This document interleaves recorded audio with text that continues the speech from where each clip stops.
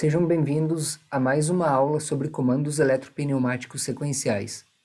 Nesse vídeo, eu vou utilizar o projeto do vídeo anterior, que foi desenvolvido utilizando o método da cadeia estacionária, para substituirmos alguns sensores mecânicos do projeto por sensores eletrônicos, sensores que possuem 3 fios.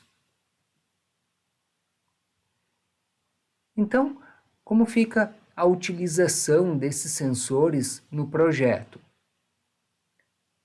Utilizaremos então o mesmo projeto do vídeo anterior, onde tínhamos o avanço do cilindro 1A como primeiro movimento, posteriormente o avanço do 2A e, por fim, o retorno do 2A e do 1A ao mesmo tempo. Então, este foi o projeto desenvolvido no vídeo anterior, onde tínhamos os 3 passos,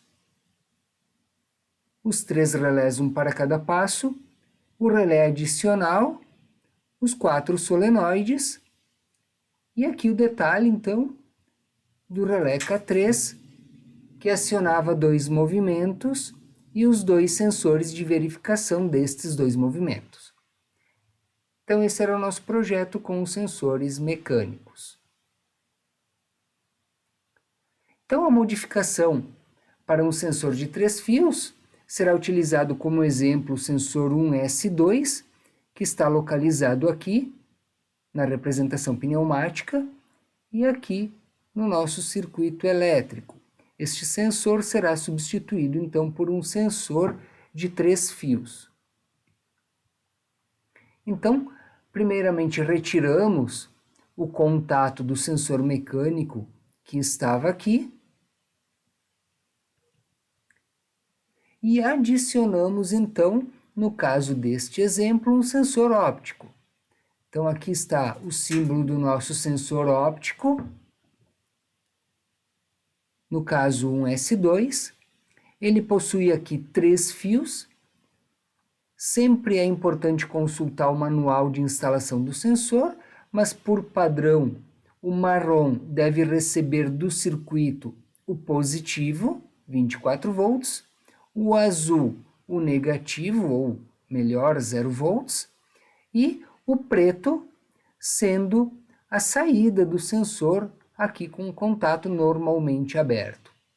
Então, durante o funcionamento, ao ser acionado o sensor 1S2, ele será energizado pelo positivo, já está energizado no potencial 0 volts, e ele permitirá que o sinal de 24 volts passe até o relé K2, energizando então a bobina. Mantém-se a retenção entre o positivo e a saída do sensor. Assim como no sensor mecânico, a retenção é entre a chegada do positivo e a saída do sensor. O 0 volts é separado de qualquer outra parte do circuito aqui, porque ele é utilizado somente para a alimentação do circuito eletrônico do nosso sensor. Então, mais um exemplo aqui, considerando agora o sensor 2S2, que está neste local. Retiramos ele, abrindo um espaço aqui.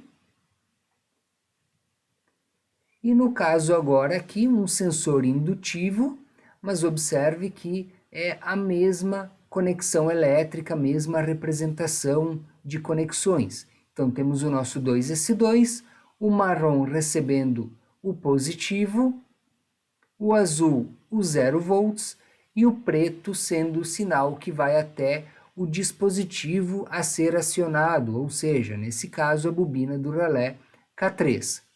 E aqui a retenção em paralelo com a alimentação positiva e a saída de sinal do nosso sensor. Então, temos aqui o nosso projeto agora, onde 2 dos 4 sensores, no caso os sensores que detectam se os cilindros estão avançados, foram substituídos de um contato mecânico, um sensor mecânico, por um sensor de 3 fios. O 1S2 sendo um sensor óptico e o 2S2 sendo um sensor indutivo. Então vamos fazer uma simulação de funcionamento deste já conhecido projeto, porém agora com os sensores de 3 fios. Então vamos observar um funcionamento inicial, observando os atuadores 1A e 2A, avança 1, avança 2, retornam os dois ao mesmo tempo. Então observando aqui agora o sensor 1S2,